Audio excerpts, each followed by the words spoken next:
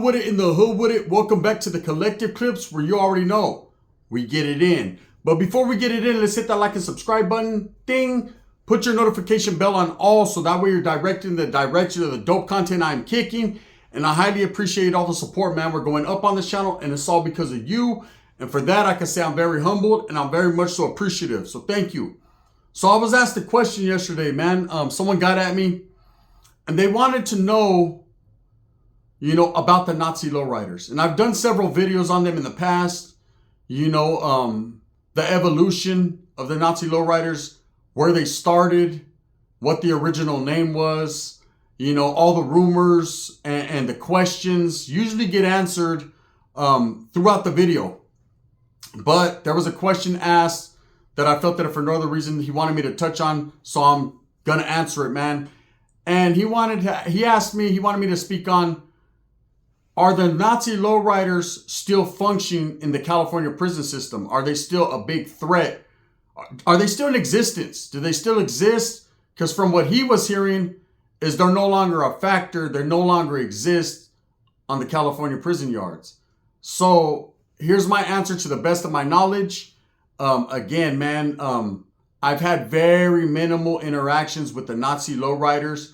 I have seen them. I have been in the holes with them. I've been around them. But, I never got at them, chopped it up, and had enough conversation to really understand everything about them. This and that little bit. I've had conversations, but, I don't ask about their business too much because that's not none of my business. But having done time around them, I can tell you what I do know. And the Nazi lowriders for a while there were one of the biggest threats on the prison yard. In fact, they were such a threat that at one point in time, the CDC, the administration, were considering making them the fifth one. Okay, we always talk about the big four, right? And there's a lot of us that don't like to mention the names of the big four, the prison gangs or prison organizations. But they were actually at one point in time looked at as becoming the big five, right? And the Nazi lowriders were such a threat and putting in so much work and so dangerous, considered so dangerous on those prison yards, especially the 4 yards, the 180s, that for the administration to consider a group to be one of the big five, that's a big achievement. That's a lot of respect. That means they were putting in a lot of work. They were doing a lot, right?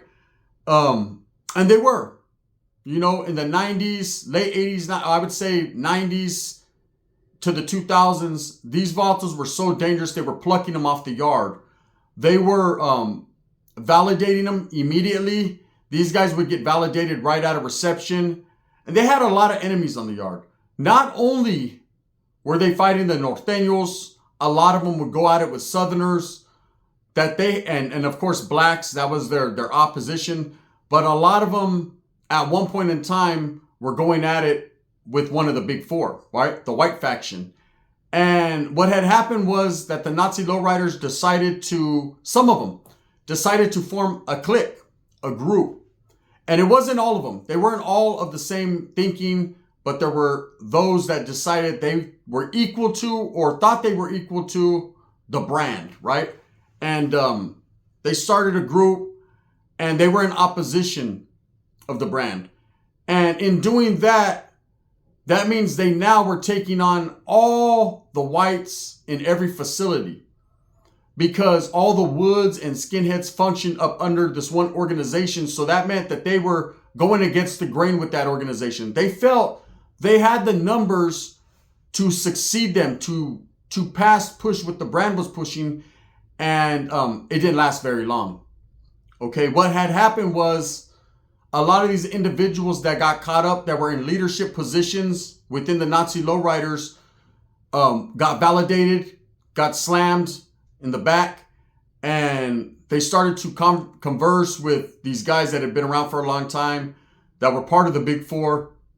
And they basically got told, and they knew, man, that numbers pretty much dictate the program. Excuse me, I got an itch right here. I don't know what it is.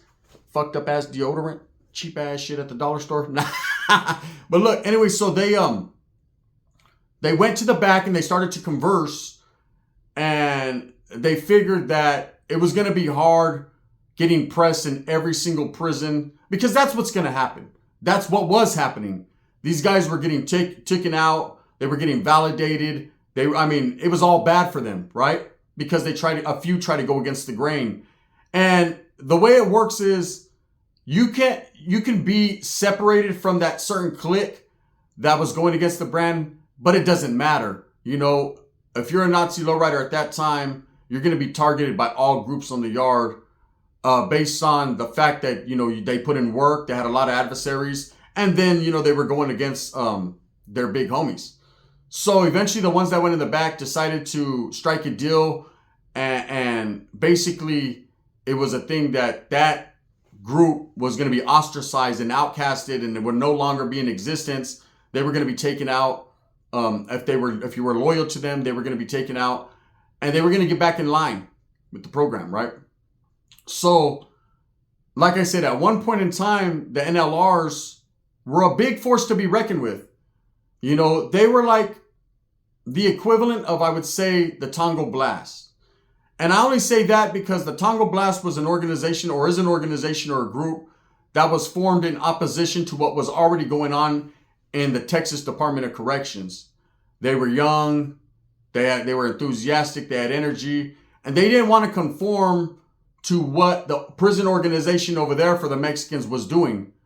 So they went against the grain. They formed and started their own thing, and they started to accumulate numbers rapidly, right?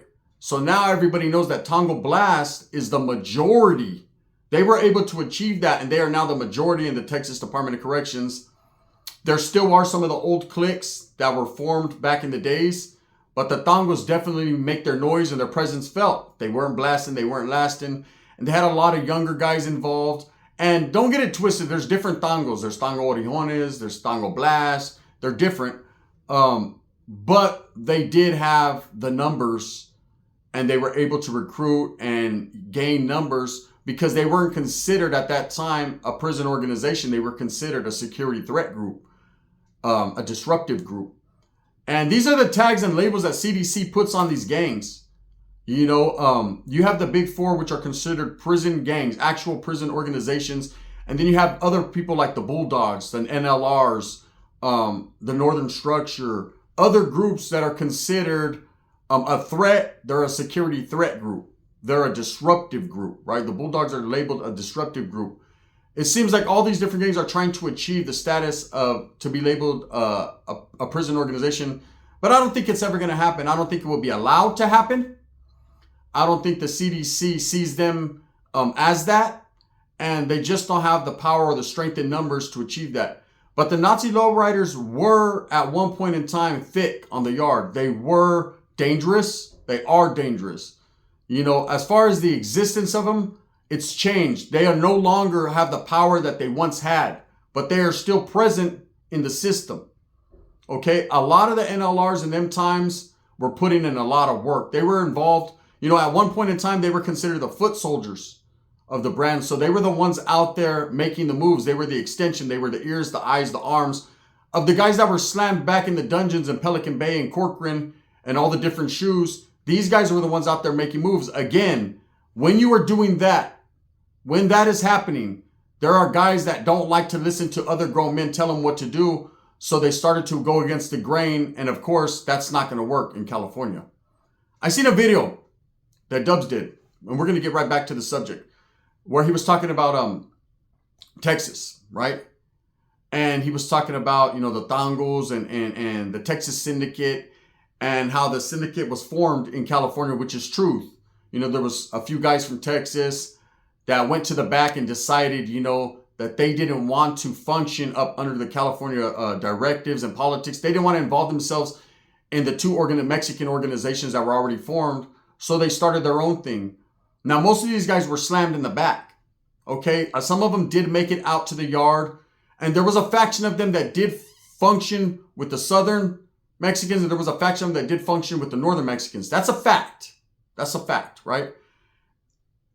Now, there's maybe still one or two of them maybe present in the California system, and they were feared. They were about the business, no doubt about it, the Texas Syndicate. But they didn't sustain because they didn't have the numbers to be considered one of the big four or to make that much noise. anyone that moves from a different state, whether it be Texas, Arizona, New Mexico, the southwestern states, they're not going to be allowed to establish a clique or a gang in California without the nod from one of these big four. It's just what's not going to happen, right? It doesn't mean that they're suckers or they're punks, or they're not going to do their time righteously, because I respect Texas and I know them dudes out there, man, they function at a high level as well. But the politics in Texas compared to California are very, very different. I'm not going to say who's rougher, who's more edgier, who's stronger. I'm just going to say they're very different, right? And California is California. They politic the way they do. And they're not going to allow anyone from out of state to get too comfortable and shut up shop. It doesn't work that way. Just like I would expect in Arizona, in Texas or Arizona even, they wouldn't allow guys from California to go out there and set up shop. Now, I will say this. A lot of those organizations, those big organizations in Texas, albeit they're homegrown, they have taken on the persona or the names of California organizations. Why is that? I have no idea. I can't tell you the history on that. I know Tim Snow from Texas Texas Prison Stories, he can give you the rundown in the history on that, having done time in the Texas Department of Corrections for several years. Even what he claims as a Crip, I believe he was a Crip, is a gang that was started in California. So California definitely has an influence when it comes to other states. That's a fact. That's something you can't dispute. There's that old saying, everybody wants to be like California. I don't believe that's the case, but I believe that everyone recognizes what California is doing. Everyone's watching. So anyways, I know that Dubs did a video on it. He expressed how he felt. And I know Tim Snow did a video about that, and told you what he felt. Again, he said that he was stating facts in his video. And I get along with Tim Snow. Shout out to Tim. You're the homie. And again, I dispute the fact that you can't spit facts about another state if you've never done time there. Because honestly and ultimately, you don't know. That's like me trying to answer a question about the feds. I don't know because I've never been to the feds. Or me trying to answer an approximate question about the way the politics are ran in Texas. I don't understand it. I can tell you what I know, what I've heard, what I've seen, but I can't tell you exactly because I've never functioned up under that rule of thumb, So I don't say it's factual, but what is facts is I have done time in California and I can tell you what's went on there. So anyways, back to the Nazi lowriders. They were a big threat for many years. And the administration noticed this and started to validate them left and right. And I remember when I was a functioning active Norteño, man, even before Southsiders and before anyone else, then the NLRs, for some reason or another, were our biggest threat. We were told if we spot anybody with an NLR tattoo or anyone trying to function as an NLR, he was to be targeted and taken off the yard immediately. And that's because these guys put in so much work back in the days. They were hated. They were definitely hated. And again, man, by them trying to do and start, recruiting in numbers. And at one point in time, they were very, very deep. They started to gain traction, And I think the attractive thing about their gang and what they were pushing was that they were a little younger, different, a little bit more aggressive, a little less old school, wild. And some of these youngsters, there's always going to be a new generation that gets locked up. They're wild. Most of these kids that come into the system, or these young men that come into the system, they're out there putting in work, shoot them up, bang, bang, stabbings. different things. They get into the system and they want to adapt to the rowdy ones, the ones that are in there fucking putting in the work. And at that time in the 90s, late 80s, early 90s, it was definitely the Nazi lowriders for the whites that were making the most noise. Now, since the Nazi lowriders all got snatched up and placed, in the shoes, things started to change. People started to distance themselves from the NLRs, and their recruiting stopped. And the reason why it stopped is because when they had the faction that separated themselves and started to go against one of the big four, the brand, a lot of people took notice of that and said, I don't want to be a part of that. I don't want that smoke. We don't want to do that, right? And so their numbers dropped, and then they were all getting snatched up. Eventually, they were erased from the yards and they were placed back in the shoes. Now, there are still Nazi lowriders, and there are Nazi lowriders now on the yard. They're still in existence. But as far as them recruiting and doing what they once did, they're not the same group they once were. You know, I did time out of state with a Nazi lowrider, an NLR. He was a beast on the yard. He bit a black dude's nose off. He was fucking nuts, right? And I remember when he first got there, he tried to recruit individuals into what he had going on. People weren't feeling it. They already had their set things going on, and they just weren't feeling someone from California coming in trying to dictate their program or run over what they had going on. And a lot of states are like that. You know, they don't want someone coming in and influencing their people with the California, you know, flavor. And then there are those that embrace it. They like that. They want that, you know, because they're years behind, or they just feel like if you're from California, automatically you get that gangster label, or you're more gangster than they are. And then it happens, right? But I remember he tried to recruit. He had a few guys that were pushing that line, and it didn't last very long. But he was respected. He never got took off the yard. They never ran up on him. I mean, he was in and out of the hole, in and out of the shoe program there. But that was all based on the efforts and what he was doing, the work he was putting in. Again, man, he was putting in work, man. But I seen him smack more white boys than I ever seen, or white men, excuse me, than I've ever seen in my life, right? So to answer the question for the homeboy that asked me, are they still in existence? I think the Nazi lowriders will always be in existence. They'll always be in the history books as a group that decided to take on one of the big four and lost, right? I've not seen any group take on the big four and prosper and win, okay? We're talking about seasoned guys who know the system very well and who see what you're thinking before you think it, okay? That's the truth. A lot of these men are very intelligent, and the mannerisms and how they carry themselves and what they display, the professionalism, bar none, man, is phenomenal. And I don't say that as I'm admiring it. I'm just telling the truth. That's the way it's looked at. That's why so many people do admire, you know, and do respect what they got going on and do listen. And again, you know, the Nazi lowriders, don't get it twisted. One of the most dangerous groups ever formed. They were formed in the California Youth Authority. Their first name were the Southern Alliance. And the reason they were called the Southern Alliance was because in them times, a lot of them, and there was Chicanos from the Nazi lowriders, absolutely. I know of a Filipino that was a Nazi lowrider. That's the truth. They were clicked up with the Southsiders in the Youth Authority. And I did a video the other day. Me and Dubs did a video talking about what would happen to Wes Watson. And in that video, we spoke on the whites in the Youth Authority and how bad they had it, man, because of their numbers. But we also said that the ones that were with the program and with the business, they were with the shit. And 99.9% of them guys, is at least in the southern facilities like YTS, Paso, Ventura, Nellis, they functioned up under the Southsiders. That's the truth, right? I was there. I seen it with my own eyes. And any white man that was there will tell you that's the way it was. There were a lot that were getting oppressed, a lot that were getting beat up, raped, all kinds of shit was happening to them, man. I felt bad, right? But these were mostly the guys that were not part of anything. They went in as non-affiliated, weren't part of gangs, skateboarders, things like that, and they got skateboarded. Facts.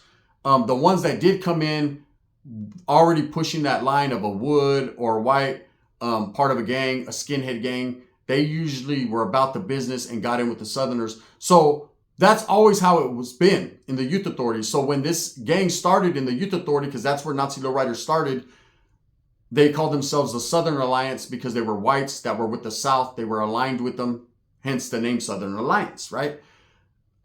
They decided to change their name because the Southerners said it's not like that. And when they went to prison, they realized that, albeit, yes, maybe there was some type of loose affiliation or loose alliance between the big four, the whites and the South, there was no alliance like that on the yard, right? And people get it misconstrued and they think that, you know, every time the Southsiders jump, the whites participate. It varies from yard to yard. Like I said, in my experience, I've seen more white versus Southsider Malays than Southsiders and blacks, than whites and blacks. It's the truth. To me, that's what I've seen. That was my experience, right? Everyone has a different experience. But when the Nazi lowriders did go into the CDC system and started to establish numbers and become known, they took on the name NLRs, still keeping it true to both sides. Still, that, you know, the Nazi lowriders, that lowrider influence coming from the Mexicans, the Cholos, the Chicanos, the lowriders.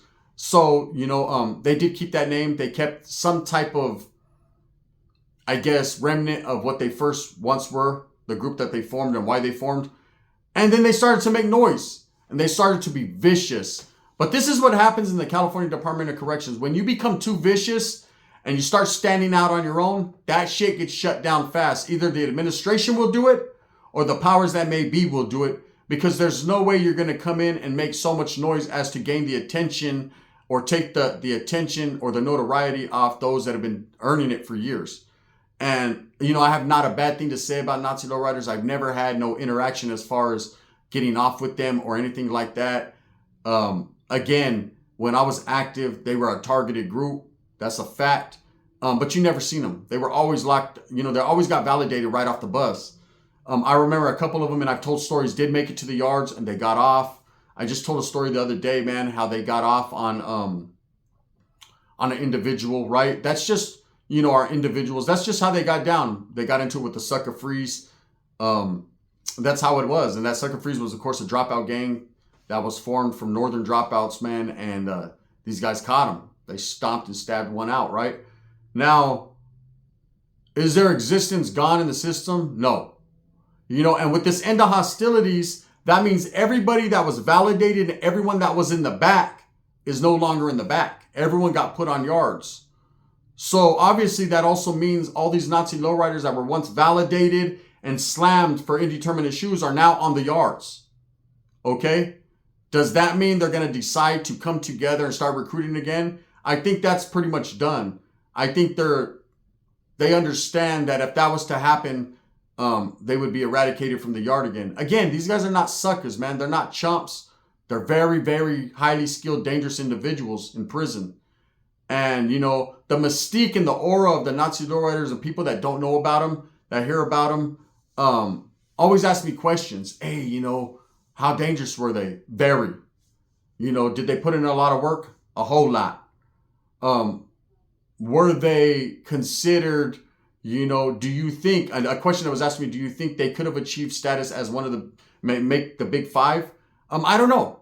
You know, I don't know what it takes to get there. That depends on the CDC, and that also depends on, you know, you can't just get voted in. You'll get voted off the island before you get voted in. That's a fact. I mean, the Bulldogs have been doing it for several years, and they're still a disruptive group.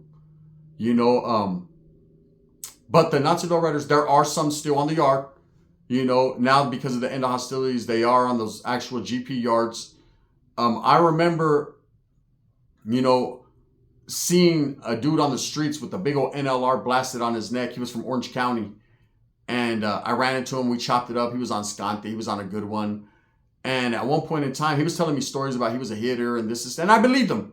The way he spoke, the mannerisms, even though he was doped out, he still spoke that lingo that let me know that what he said he really did. You know, I'm going to tell a Superwood story pretty soon where Roach, one of Roach's fucking good homeboys, was an ex-NLR. When they found out he was an ex, well, they X'd him out. But we're going to talk about all that later. With that being said, to answer that question, yes, they're still in existence, but they're not as dominant and as deep as they once were. With that being said, up that you move smooth with a purpose. Get everything that you want coming. And remember, at the end of the day, it's all about the strive to struggle, the struggle to strive. I'm going to continue to do what I do. I got a Super Norteño coming up later on. And then I got something a little different that I'm going to drop later on I think you guys might like. This is The Gun. Bang, bang.